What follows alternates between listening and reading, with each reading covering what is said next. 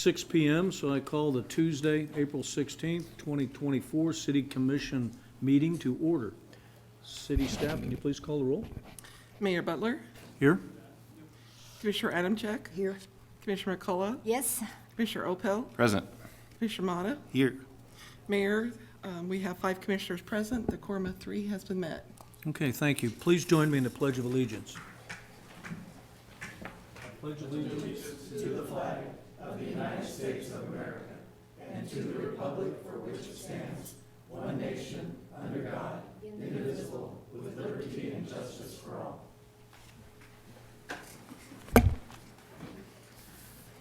Okay, next item on the agenda is we have a couple of proclamations to do tonight.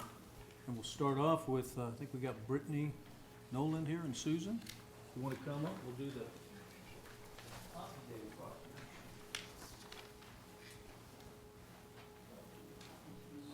assume the microphone's working. Okay, and you got the flowers, good. Okay, whereas Lieutenant John McCrae wrote the poem In Flanders Fields during World War I, and Anna E. Gruen of France, Mona Michael of Georgia worked hard to initiate the sale of artificial poppies to help orphans and others left destitute by the war, and enlisted the help of the American Legion in 1920. And the veterans of foreign wars adopted the poppy as its official memorial flower in 1922.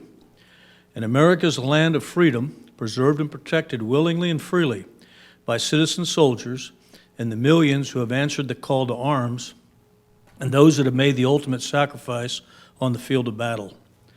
A nation at peace must be reminded of the price of war and the debt owed to those who have died in war. The red poppy has been designated as a symbol of sacrifice of lives in all wars, and the poppy itself continues to serve as a perpetual tribute to those who have given their lives for the nation's freedom. And the American Legion Auxiliary has pledged to remind America annually of this debt through the distribution of the memorial flower. And donations for these official poppies have helped countless veterans and their widowers, and orphans over the years.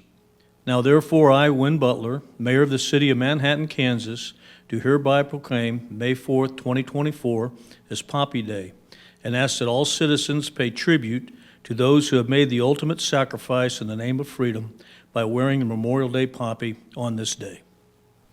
I'm going to give you the proclamation, and you can say a few. I am with you, Rick, and she does too. Excellent. We always do. Yes. Thank you, Mayor and City Commissioners. My name is Susan Bergston, and I'm with the Manhattan American Legion Post 17 Auxiliary and second vice, which makes me chair of the Poppy Committee, about 5 years in a row. The American Legion Auxiliary sponsors Poppy Day each year in May, where volunteers of the American Legion pass out poppies at 4 different stores and ask if they will wear a poppy to honor all veterans. This year, Poppy Day is Saturday, May 4th. At this time, I would like to introduce our 2024 Poppy Princess, Brittany Noland. She will give a brief overview of what the poppy represents and her qualifications to be Poppy Princess this year. She will also pass out poppies to everyone. Hi, my name is Brittany Noland. I am the daughter of Chris Noland and Kristen Thompson. My grandfather, Bill Noland, served 22 years in the Army and Army Reserves in a firefighter unit during the Bosnia, Kosovo, and Iraq wars. He is a past commander of Post 17, and he, as well as my great-grandfather, Carrie Brisbane, were life members of Post 17. Currently, I am a member of the Post 17 American Legion Junior Auxiliary. The poppy flower is a symbol of remembrance from the First World War. Poppies were a common sight in France along the Western Front, and they flourished in the fields that were decimated from fighting and shelling. Many poems and stories have been written about the enduring beauty of the poppy, with the most well-known being In Flanders Field. Soldiers of all nations have come to look on the poppy as a symbol of the sacrifices that soldiers made in all wars. Wearing a poppy signifies honoring the dead and helping the living. The poppies that I will be presenting to you this evening were made by veterans in our nation's Veterans Administration hospitals, specifically the VA facility in Topeka. The Veterans Administration Healthcare Network serves roughly 12 million veterans per year. On Saturday, May 4th, Poppy Day, volunteers from the Post-17 American Legion family will be at several locations in Manhattan to hand out poppies to the public. There is no cost to accept a poppy, but any donations are gratefully accepted. All donations are used to help veterans and their dependents. In honor of veterans of all wars, I would now like to hand out poppies and accept donations from many that are able to give. Thank you.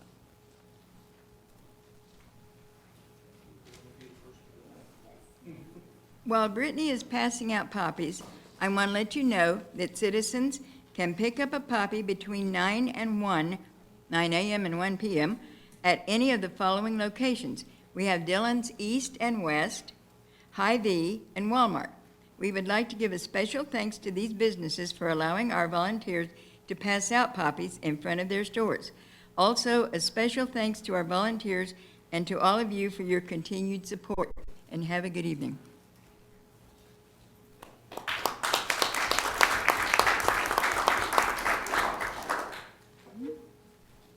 Okay, Ron, you got a few minutes? You want to come up here? So that's what's going on. Yeah, Ron, you've been here a few years, so they decided to do a proclamation for you. Okay. This is the first one I've ever read that's 2 pages. Holy smokes. And that's because of the amount of time that, I thought maybe we were filibustering or that something. Ron has been here. But here's the proclamation.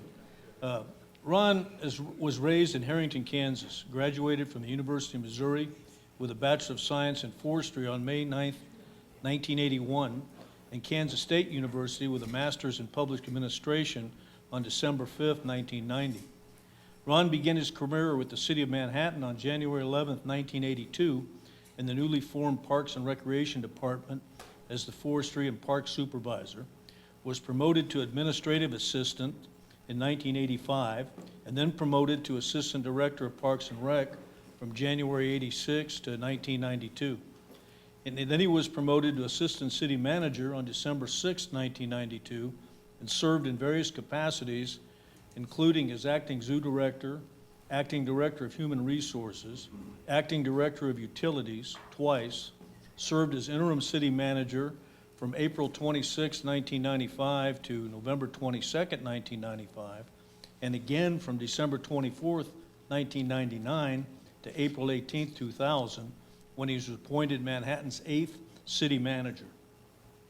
Over the course of Ron's career, he has served as an ex officio member of the Manhattan Area Chamber of Commerce Board of Directors, served on the local economic development boards and committees, served on the Board of Directors for Innovative Partners, served as a member of the Board of Directors for the Knowledge-Based Economic Development, served as past president and charter member of the Manhattan Conzo Rotary Club, and was the 210 Rotarian of the Year. He served on the Board of Governors for the Fort Riley chapter of the Association of the United States Army, was a former member and former chair of the Board of Directors for the Flint Hills Breadbasket, partnered with Fort Riley and Kansas State University, and served on the Manhattan Area Recovery Task Force during COVID-19. Ron's involvement as a founding representative of the Flint Hills Regional Leadership Program, where he currently serves on the Board of Trustees, and was a 1995 graduate of the program, highlights his commitment to professional development and community engagement. On February 9th, 2024, Ron received the 2023 Lud Fisher Citizen of the Year Award at the Manhattan Area Chamber of Commerce annual meeting, and was a 1997 graduate of Leadership Kansas.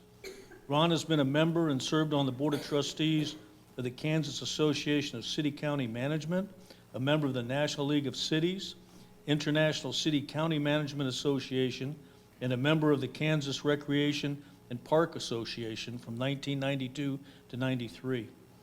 In recognition of his outstanding contributions to public management, Ron was honored with the prestigious Buford W. Watson Jr. Award for Excellence in Public Management in 2014.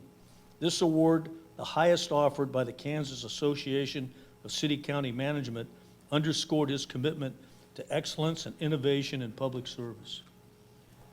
Whereas Ron received Career Recognition Award at the KACM Annual Conference, this award is intended to recognize those professional local government managers and administrators who are retiring from the profession.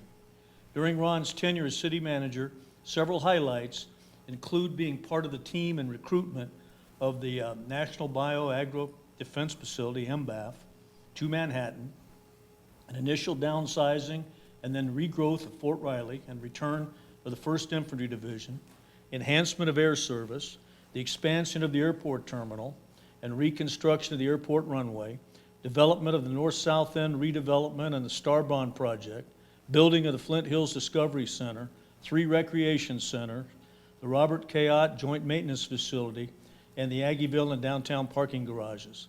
Significant infrastructure projects, including the North Campus Corridor, expanded parks, replacement of 3 city pools, the leadership responding to flood issues, and making improvements of the city's levee system, the adoption of the city's first strategic plan, he initiated the city commission and major orientation, and led the city through the 2011, 2013, 18, and 19 floods, Y2K, and COVID-19. As city manager, Ron has attended approximately 730 legislative commission meetings, 730 commission work sessions, 31 commission retreats, 305 intergovernmental luncheons, 22 legislative breakfasts, 122 joint city, Manhattan-Riley County, Pot County meetings, numerous other joint meetings with community and regional partners, and worked with 31 commissioners and 27 mayors since 1992. Now therefore, I, Win Butler, Mayor of the City of Manhattan, Kansas, do hereby proclaim April 18th, 2024 as Ron Pierre Day in Manhattan, Kansas, in recognition of the many achievements and on behalf of the City Commission, the city employees, and the citizens of Manhattan, in expressing our gratitude and appreciation for his many years of loyal and exemplary service to the community, and wish him continued success and happiness as he retires. It's my pleasure to be the 27th mayor and get to sign this. I'm going to give you this now.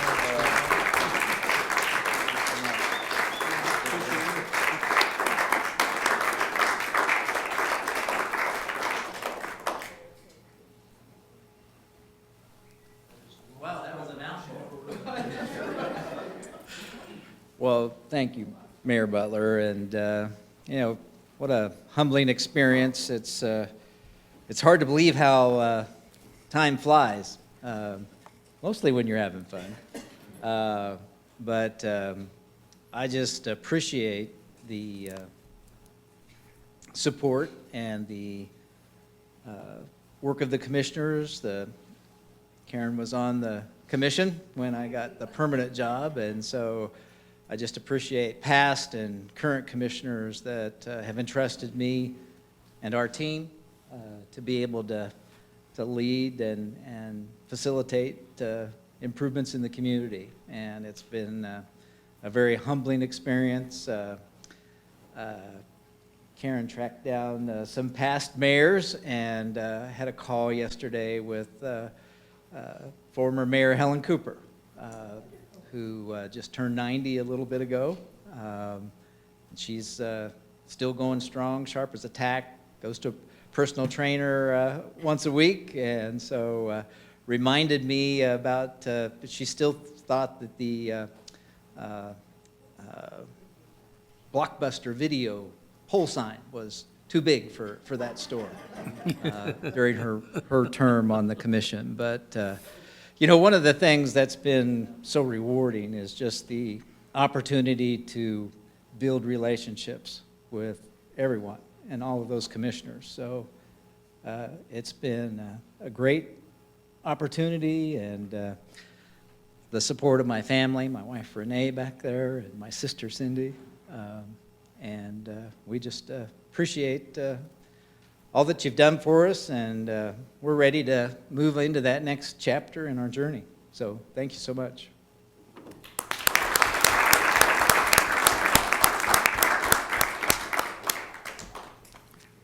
Okay, now you get to go back to work, Ron.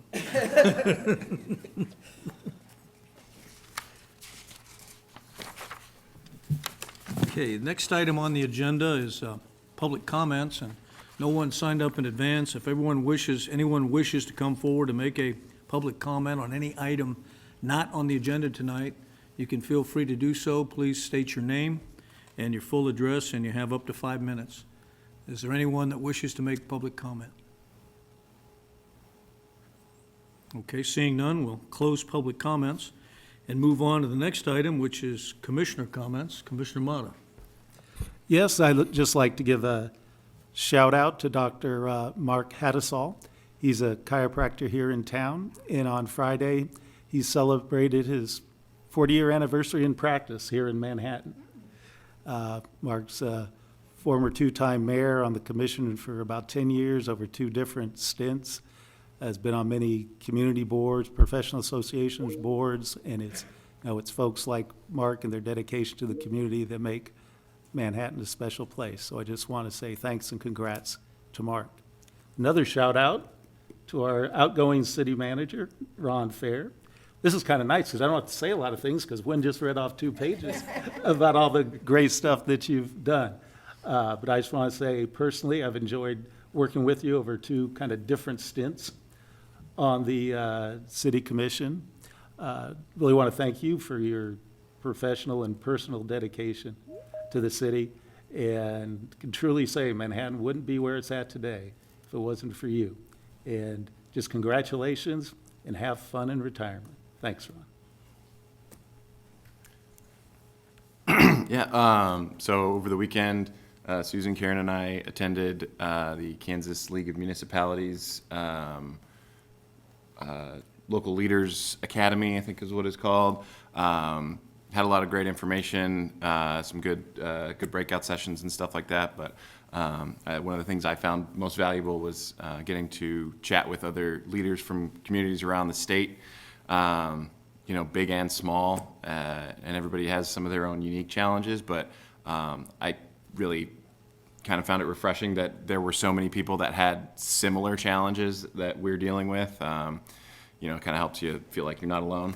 And then Ron, I haven't worked with you for a whole lot of time, but you really did make transitioning into this job very easy. I appreciate all of the advice that you've given so far, and hope you stick around because I'm sure there's going to be a lot more.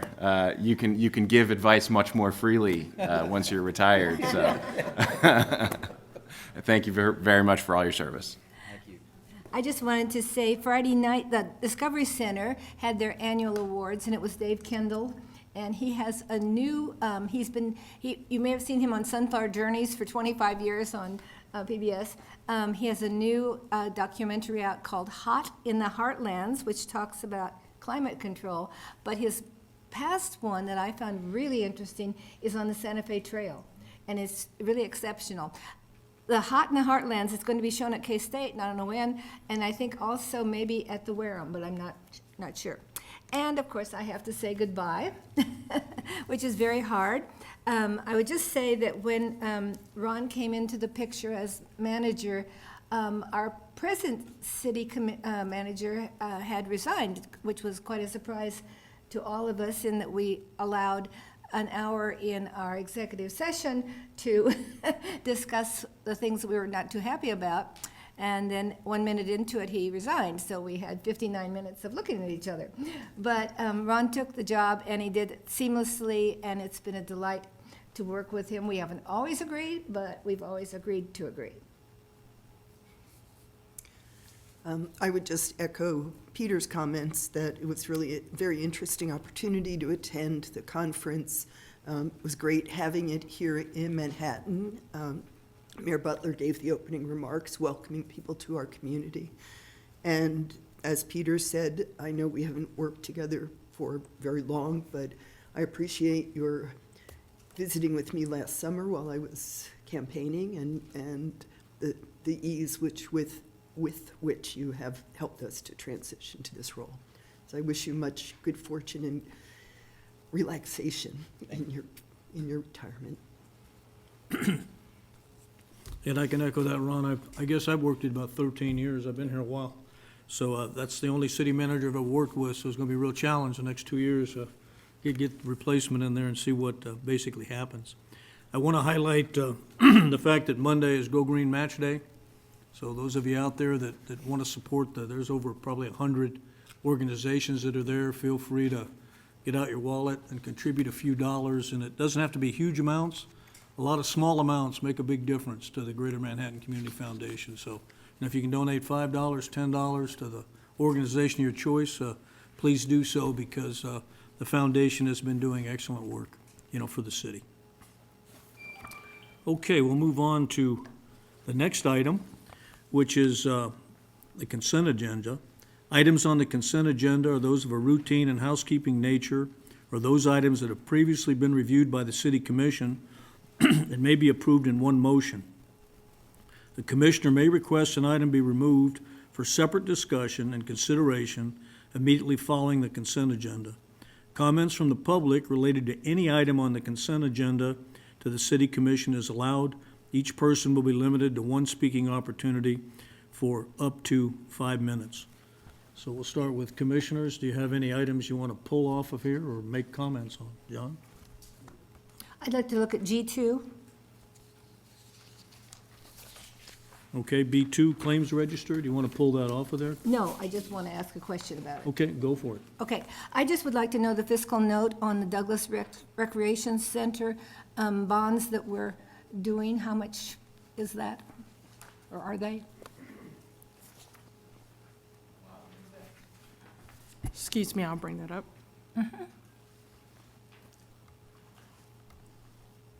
They are, Commissioner, $4,740,000.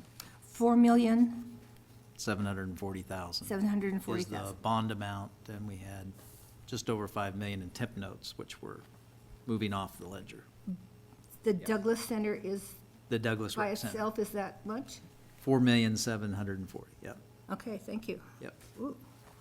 Yeah, the Douglas Center was not included in the sales tax initiative. Yeah, that I knew We that. were going to try to fund it another way, and it sort of fell through, so. I thought, though, the initial thing when we were trying to do the, use the community development grant money was more like $1 million, not $4 million. It started off about 3.5, as I remember, and then what happened was we had mission creep. The project grew into Okay. a bigger building than what was originally designed, and part of that was driven by the rec centers, because we had a walking track above those, and the original Douglas Center didn't have an elevated one.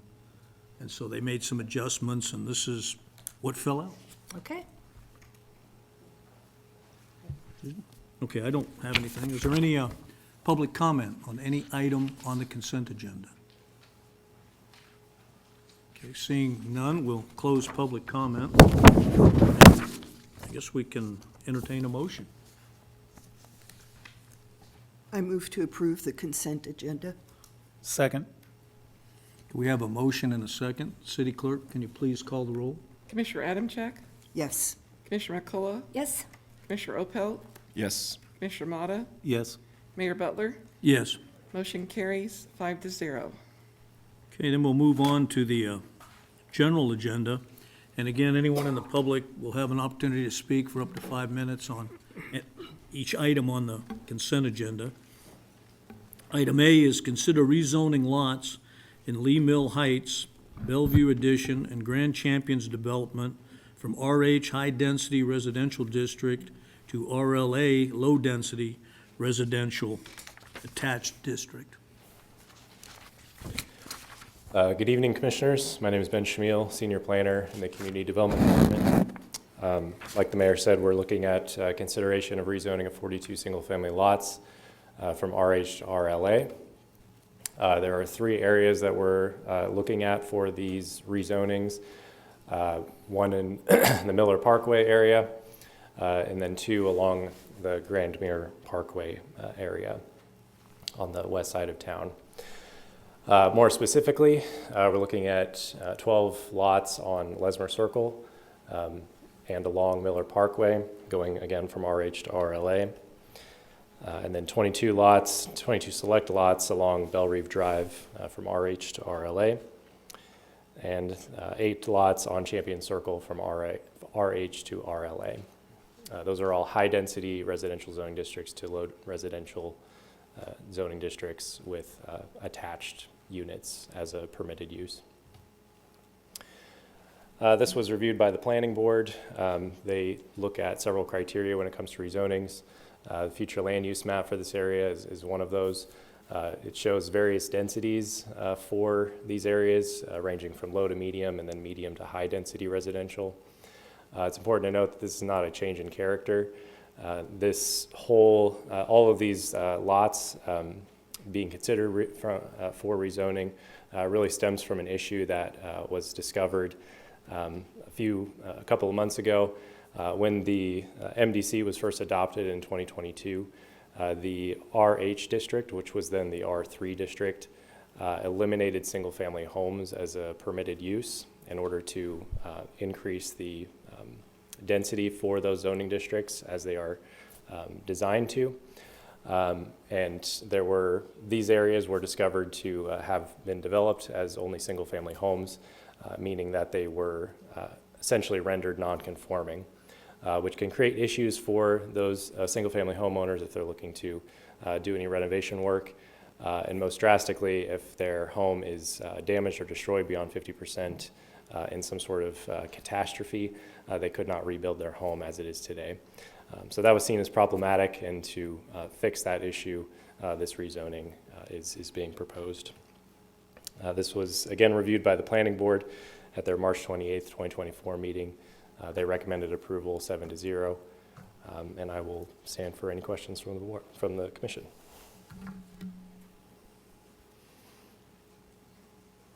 Seems to make sense to me. You know, basically, we're recognizing what currently exists and taking care of some possible legal issues later, like you said, if a storm comes up or something like that. So makes all the sense in the world. I just want to be clear, RLA that we're going to still would allow for like a townhome or something like that to be built in those lots if, you know, in the future something were to ever be redeveloped or something like that? Correct. It would still allow some amount of additional density beyond single family. Okay. Which is, again, more in line with the future land use map Yeah. for those areas.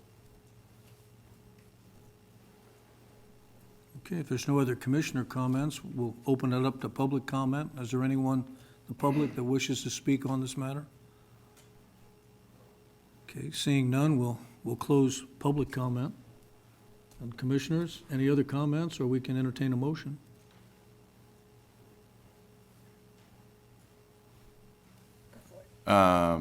Yeah, I'll move to approve the first reading of an ordinance rezoning 42 lots within Lee Mill Heights, Bellerive Addition, and Grand Champions Development subdivisions from RH, high-density residential district, to RLA, low-density residential attached district, based on findings in the staff report and recommendation by the Manhattan Urban Area Planning Board. Second?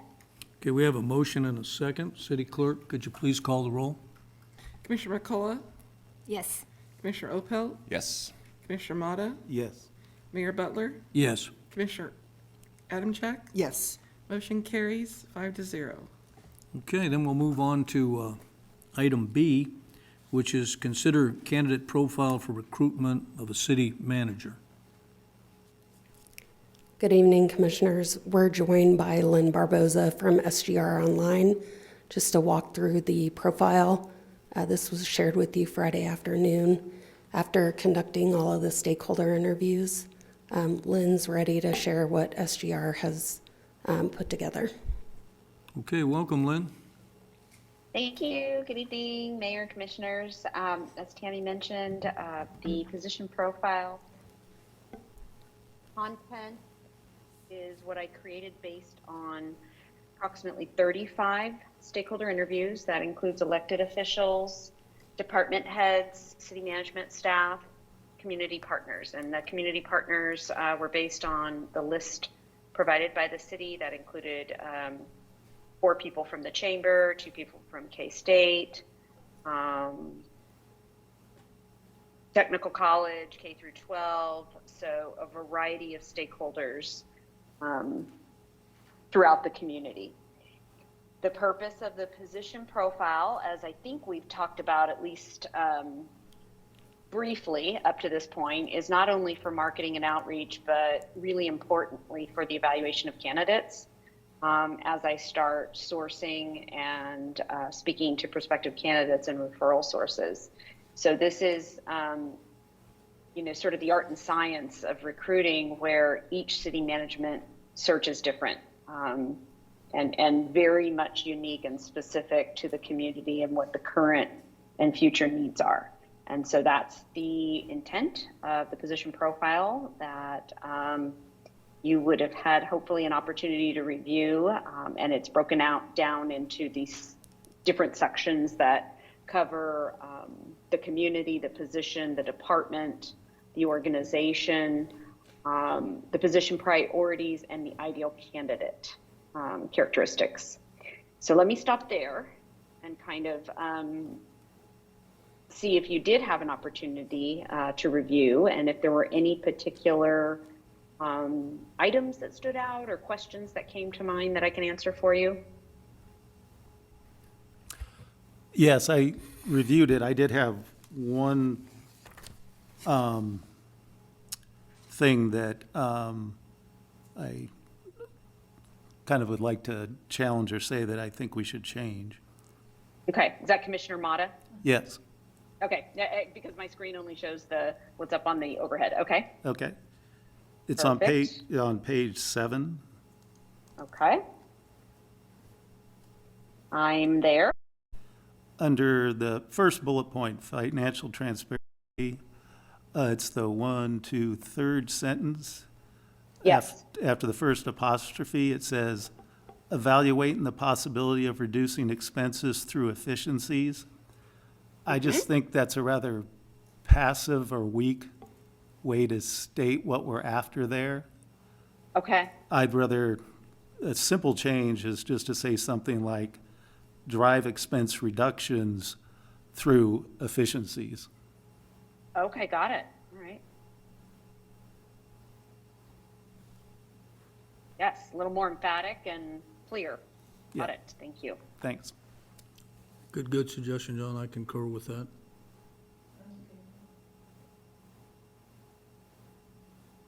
Okay. All commissioners happy with that change? Okay.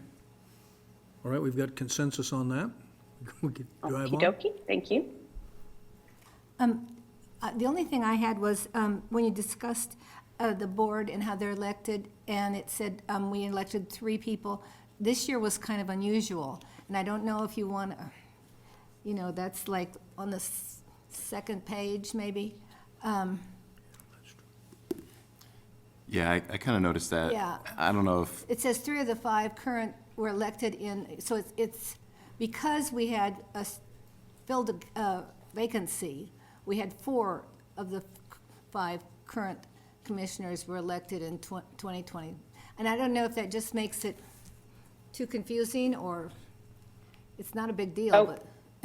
Okay, so Commissioner McCullough, let me make sure I understand. So this is last sentence in paragraph 2 on page 4 inside City Hall. Yeah. 3 of the 5 current city commissioners were elected in November 2023, and your feedback on that was that this was a unique year and it might serve to confuse. Yeah, 4 were elected in Oh. 2023 because we were filling a vacancy, which is very unusual. Oh, got it. Okay. And so it's sort of, it's really just not that important that we're 4, but on the other hand, there were 4 instead of 3. Yes. Yeah, I want it to be accurate. So I don't know how you Absolutely. want to, maybe you could just say, generally 3 are elected every year, but because of a vacancy, 4 were elected in November 2023. Okay. It's not, Okay. it's really not important, but it's just a, Or you could just eliminate the entire sentence. Either way. And yeah, then it makes that'd be the, fine too. That'd be fine too. it makes the paragraph, just explain Yeah. how we generally get Yeah. elected and Sure. doesn't confuse it. So I'd recommend that, just strike it. Sure. Just remove that. Okay. Sometimes I include it just because they want to know, what what recent changes were made, right? Do I have some new commissioners or not? But that's something I can I can talk to them about. So let's just, as Mayor suggests, I will remove that if everyone's in agreement on that. Sure. Yeah. And Got Lynn, it. Lynn, I have just an editorial comment on the second sentence. Yes. I know use of the word comprise is going through modernization, but generally it's the governing and legislative body is a city commission comprising 5 commissioners. Okay, yeah, absolutely. Clean that, I'll clean that up in that second sentence in the first paragraph. Rising 5 commissioners. I don't know if this is really big or not, but we're kind of going through things. On the second page, it's talking about the different areas, and it's got downtown Manhattan, the Town Center Mall, and West Loop, and refers to the Yep. mall on the eastern end of town. Okay, Commissioner Mata, which page again? I was just finishing up my other comment. This is on page, West Loop's on the west side. which, It's on the second paragraph, and it's on the, starting on the 4th line, second page. It says downtown Manhattan, the Manhattan Town Center Mall, and West Loop Business Association are anchors for shopping, art, fine dining, and entertainment on the eastern end of town. oh, gosh, I'm so sorry. Okay. Lynn, you could say on either side of town or Okay, just change it. Or just are anchors for shopping, fine dining, et cetera. and just stop there, maybe. That Yeah. might be it. Let's Yeah, take just that put off. a- Okay, I think I put a- added West Loop late and then didn't change that last reference. I apologize. I'll remove that. Thank you.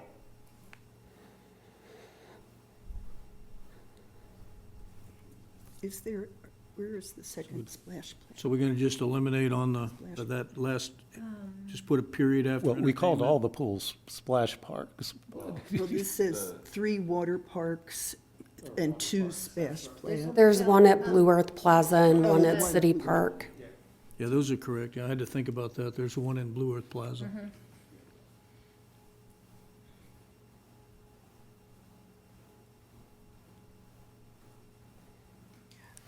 Lynn, I was a little bit, I had to read the sentence a couple of times, the last sentence in that paragraph. The Museum of Art and Light, and I don't know, does it need to say modeled on the Atelier des Lumières? I don't like that sentence. I mean, I agree with you. Or yeah. just take that part out again? Okay. Just say it's under Okay. construction and scheduled to open?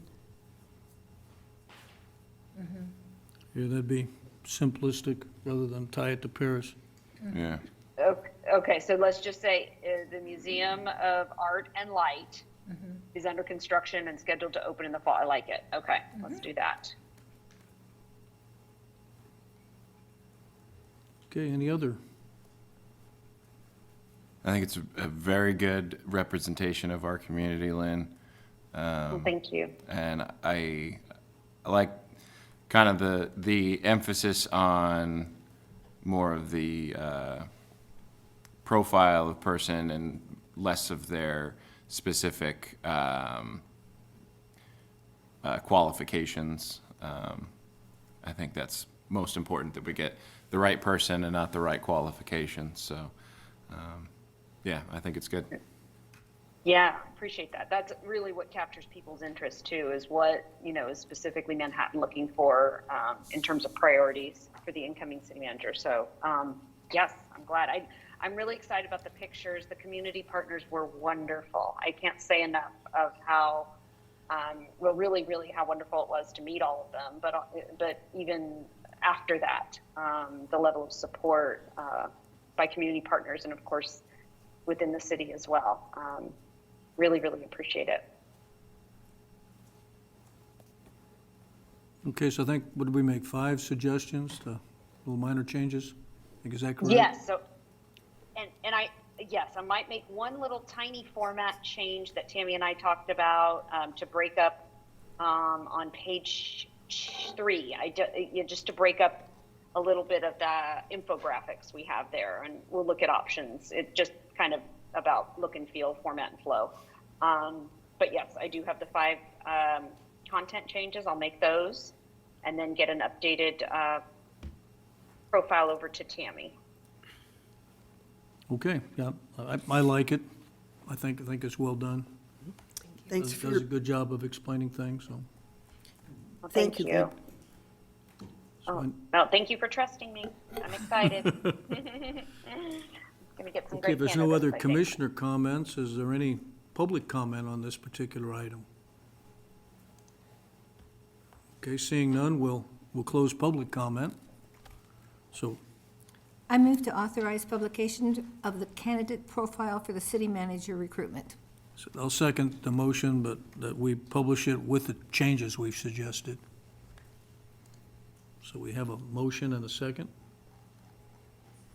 City Clerk, could you please call the roll? Commissioner Opelt, Yes. Commissioner Motta, Yes. Mayor Butler, Yes. Commissioner Adamczyk, yes, Commissioner McCullough. Yes. Motion carries 5-0.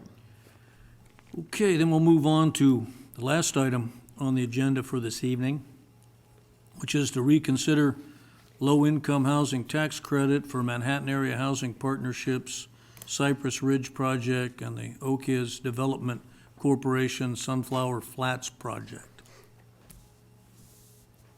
Thank you, Mayor, Commissioners. We have a couple items we'd like you to consider this evening. There was 3 resolutions passed a couple weeks ago.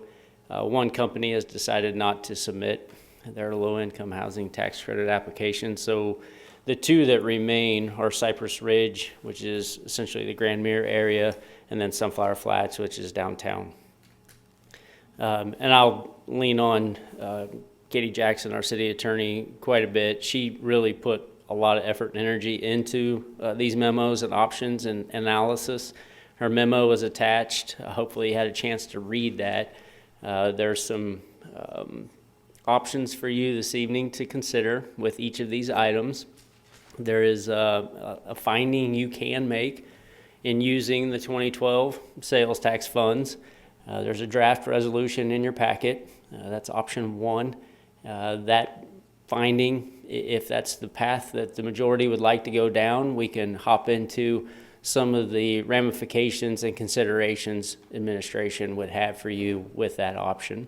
Option 2 is all the options repeal the April 2 resolutions. But option 2 is more of a general commitment to fund the waivers. Reminder, the waivers are for the building permits and for the utility hookups, both water and sewer.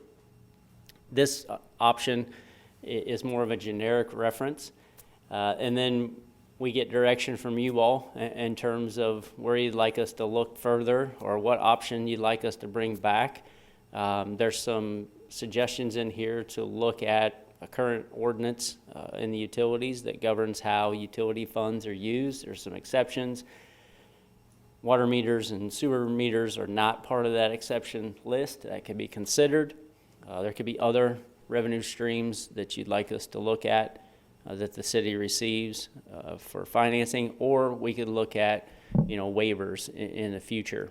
The building permits have been waived in the past for projects really of other governmental in nature. We have done some things, you got to date back quite a bit, but we have waived them on the building permit side before for projects that are not necessarily other governmental entities. The option 3 would look at just gaining, more direction on a revised resolution that you'd like to see come back before the deadline of May 10. So that would be May 7th. So if there's something we haven't described as an option in 1 or 2, and you all decide you want to go a different direction and have us generate something else, we can have that back to you May 7th. That's a very brief overview of the options in front of you. Like I said, Katie is available and staff's available to dive into any of these options. If the commission wants to talk about these and dive into each of them, we can. If there's a consensus to move in a certain direction, we can obviously expand on that option and have a dialogue on where you all would like to land this evening with these resolutions. Any questions on the options or where we're at tonight? Yeah, see, I'm sort of, I read that over, and, I like option one because it basically just, I guess legally puts in place what we did last week. And of course, my thought on that when we said use that economic development, sales tax, I think the intent was to use it. And of course, we knew it was going to be used for economic development, and having to make a specific finding.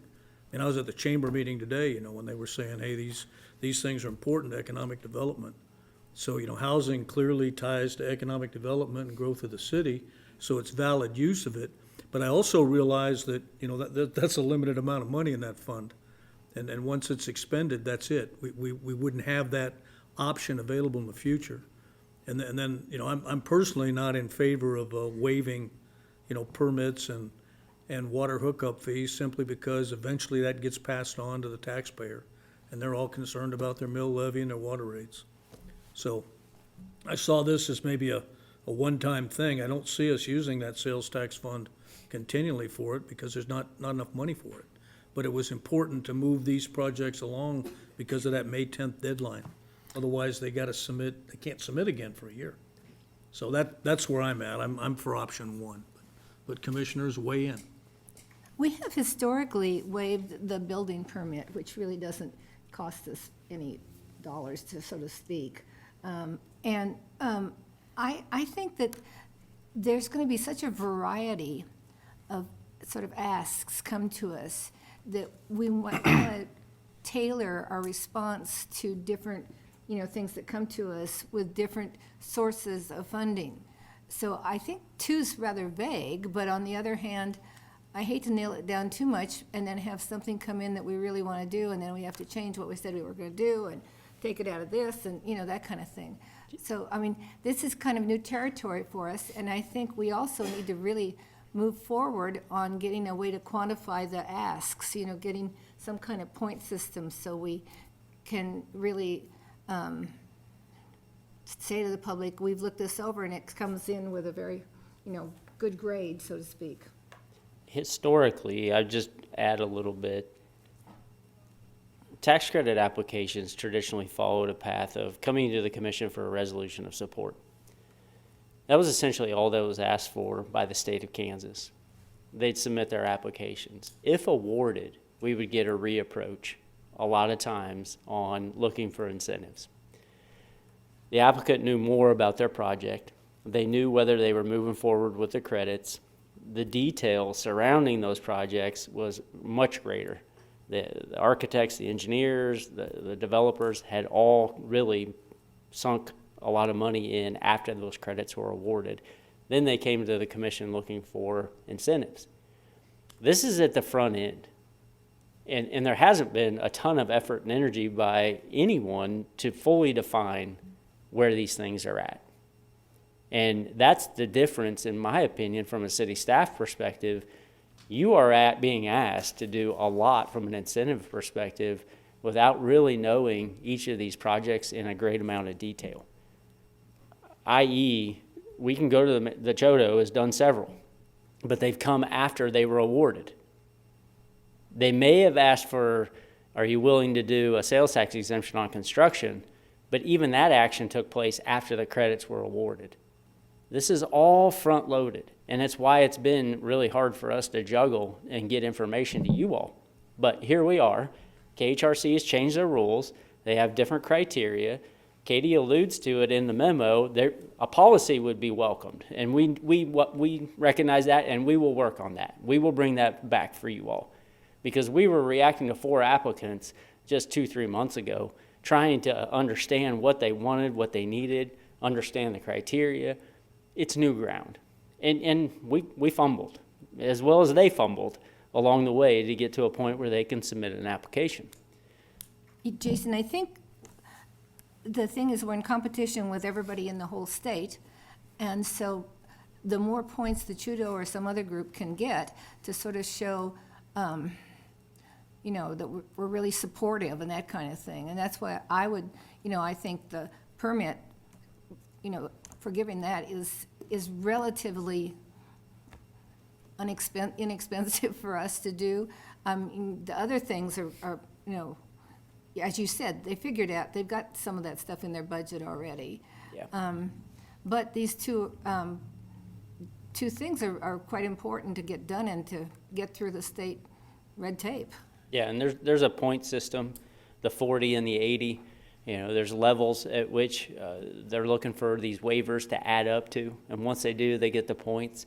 That could be integrated into a policy where that's really all the exposure perhaps the city wants to take. Once they get their points, they owe above that amount, and we're limiting points to X. Those are the debates and the feedback that we're going to need moving forward. Again, I think we really tried to move all four of these at once and treat them all the same. And there is some inclination that I think the state's looking for you all to rank them a little bit, because they're looking for, what are you willing to do? If you're willing to do everything for everybody, basically tells the state you're fully supportive of all four. No differences at all in the projects. But I do think there's some differentiating factors in each of the projects that you may not necessarily have all the information. When they're awarded, people know a lot more about what they're going to do. There's a certain level they got to meet that application, but afterwards, it's really when the development starts to shape, and we can accurately tell you what building permit fees are. Yeah, I think, you know, I like the idea. I think Ron made the suggestion earlier today too, to maybe put in that policy that the maximum award of incentives the city will give you is whatever the maximum points is based on your application. Yep. So like they may ask for $100,000, but 80,000 will give them maximum points, and we'll just cut it off there. And then that'll make our money go farther. And so I like that. And then I can see the logic on waiving the building permits. It still disturbs me. I voted against it in the past and will again in the future, simply because if it's easy to waive building permits for that, then why is anybody paying for building permits? Let's waive them for everybody. You know, it's a revenue source, and we're gonna lose that revenue. And we're all worried about not having enough revenue. And so that's why I just don't see that as something we wanna waive. That's just my approach on it. Though again, I can see, you know, we do it on the government buildings because taxpayers are gonna pay for it one way or the other. It doesn't make any sense to charge the county for a building fee and then we have to pay for it anyway. But, and I also see your point, Karen, on the fact that, you know, we're in competition with these other folks and we'd hate to break the bank, you know, on it. But my concern on option 2 is when you just leave it open. Say, we're gonna do a resolution supporting you, and then we'll figure it out later. Well, what happens if there's no funding source except the general fund? Then in effect, we've waived it, because the taxpayer is gonna pay for it. And so that's why I wanted to be a little bit more precise, but, and that's all part of the idea of lean management. Let's figure out where the pennies are going. I kind of have to, I mean, the taxpayer's paying for it no matter what we do, right? I mean, it's coming out of some fund that was collected from taxes, whether it's from workforce housing, this economic development, it was collected in the form of taxes. And so no matter what fund it comes out of, it's coming from taxpayers. And, you know, we're really just trying to figure out how to shuffle this money. We're not paying anyone any money. It is being shuffled from one account to another, or it's being waived. So, you know, I think we need to figure out what is the most straightforward way of doing that. And to me, I kind of agree with Karen. You know, if we waive it, and you know, I read through the code, there are exceptions. I don't know if we could add an exception for a specific, you know, you're applying for a low-income housing tax credit. Very specific. That is the time we will consider waiving it or are awarded a low-income tax credit. Is that something that we could do? Is include a stipulation that, hey, we're going to waive these sewer and water fees if you get this credit. If you don't get it, you still have to pay that. Because, I mean, that was one of the things that was brought up the other night, too, was that realistically, we're probably going to get one of these projects funded for this LIHTC. And if we have an ordinance saying your project is going to have these fees waived, period, then I think the developer might expect that they'll have their fees waived even if they don't get the tax credit. So I think that's important that we include, they have to be awarded the credit first. And I think that narrows it down a little bit and makes it a little bit more specific. I'd worry about making a finding for this 2012 sales tax fund that housing is an infrastructure project. Because then we're going to get a lot of people coming in here asking for incentives out of that specific fund because we made that finding. We can't put the toothpaste back in the tube once we do that. So I think we really need to be careful. I mean, the commission in 2012 was, I think, very smart in having this resolution before the sales tax went on the ballot, because we're seeing what happened with this workforce housing thing. We've got this money and we have no idea how to spend it because that wasn't outlined before it went in front of the voters. And I don't know that it would be the best idea for us to go back and reinterpret a resolution when the commission very intently made this resolution to have definitions on how that money will be spent.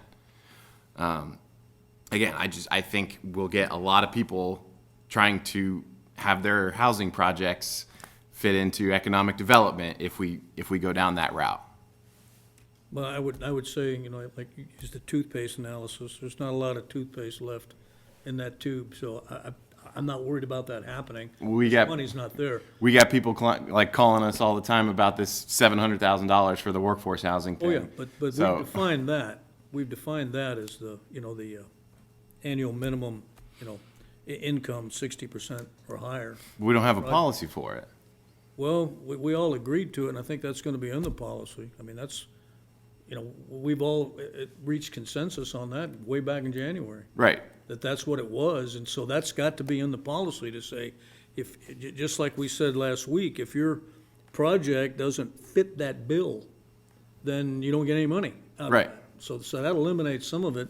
And then the other distinction I make, and I agree with you, Peter, that, it's all taxes. But in my mind, if it comes out of sales tax, that's significantly different than money that comes out of the mill levy, because we're gonna get beat up here shortly again on the mill and appraisals and things of that nature. So if we can limit, taking money that is gonna directly impact the mill levy and the amount of property taxes, because I've always been in favor of sales tax over property tax. So that's why I'm splitting that hair. But your point's well taken. Yeah, they are paying, but the sales tax doesn't necessarily all come from people inside the city. And that's why I prefer that. But that's why I like option one best. Option two is probably doable. Option three, I don't think we want to go there too hard. I'm fine with using option one. We were on the commission in 2012. I think we can figure that out, what we intended on that. And I do agree there's not much money there, so it's not going to come up. But I'm also fine with option two, because that gives time to come up with the policy and everything else ahead of time. And even if this doesn't fit the policy exactly, we're doing an exception based on the fact of what we're doing now. And if anyone says, well, you did that for them, right? Because we came up with it knowing that might happen to us, but it does get these projects done, gives us time to come up with the policy. And if anyone wants to spend the 2012 money, at least while we're still around, we need to say, hey, that was one of our outs, should us not match up with anything else we're going to do. So I want to move these along, so I'll go with option one, but I'm fine with option two. Yeah, I agree, John. I think, one of the main things we talked about in the campaigns and that kind of thing was more workforce housing. So I think it behooves us to see how we can do, what we can do to support these two asks, so to speak. I know that Trudeau has had a very good track record with the state. You know, they've funded a lot of housing. We've done over 260 units, and, you know, that's a lot of housing. And of course, the other one is going to be replacing some housing that we're losing, which is vitally important. So I have no problem, you know, I just think if we go with two, it gives us space to really define the future. I would just comment on that going with option 2 is consistent with what we've done in the past. We typically would get one of these applications every 3 years, one. We never had competition for low-income housing tax credits, at least from Manhattan. And so that's why it's always been that general. Where here, where you have competition, I think that does suit yourself to have a policy relative to that. But again, I do think some of the, depending on the amount of tax credits they're issued, it gives them a better opportunity to really pull their project together and then come back with a more detailed request that you have, and you can see the impacts of that and have options for how you want to pay for it. And I think everybody would, and you're not opening up the box for everybody else to apply, because we've always done this with these credits, as opposed to applying specific funds now up front. I agree that would be a good practice. I mean, if we had a solid policy in place, and I think this does give us time for that to occur. Ron, I changed my mind. You can't retire. Okay, Right. do we want to take public comment if there is any? Does anyone in the public wish to comment on this particular topic? Okay, seeing none, we'll close public comment. I guess, Jason, can you put those options back up there? Because I think our agendas here don't have those. But This so is- somebody can make a motion. This, oh, They were in your memo, but they're not on this page here. So the action requested with option 1 or option 2, just select option 2 and adopt resolution repealing the prior one. Okay, so that's, all right, that's what we needed up there. And so it sounds like, you know, that option 2 basically supports the projects but does not define exactly how we're gonna pay for it. And that's punted until they get approved and comes back, is that correct? Okay, so in that case, I'll make the motion that we select option 2 and adopt resolution number 041624 Echo, repealing resolution number 040224 Echo, and granting city incentives in support of the Manhattan Area Housing Partnership Cypress Ridge Project. second. Okay, we have a motion and a second?